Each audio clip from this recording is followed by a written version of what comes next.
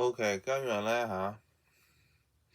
講下歐聯啦，咁啊有感而發，咁就其實大家對歐聯嘅印象係點樣咧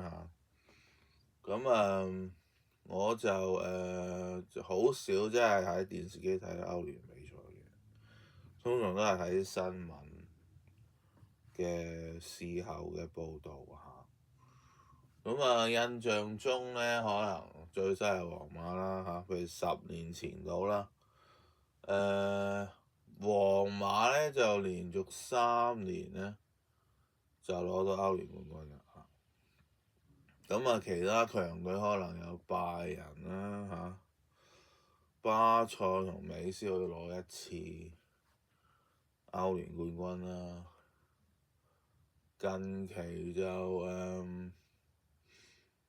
PSG 巴黎聖日耳門啦，如果英超球隊咧，好似咧利物浦車路士曼城攞少少啦。如果再追遠啲咧，就可能係講緊差唔多20年前17年前，或者20幾年前，曼聯咧攞歐聯馬體會咧就上限歐聯就好似未攞過歐聯冠軍。阿仙奴好似都未攞過歐聯冠軍喎，好似淨係攞過亞軍係咯，咁就歐洲味重啲冇咁英超，冇咁英國鬼個 feel 歐聯。有人襯波衫有陣時都啲人可能都中意用歐聯波衫去做襯搭咁樣講下啦今日天氣凍咧，其實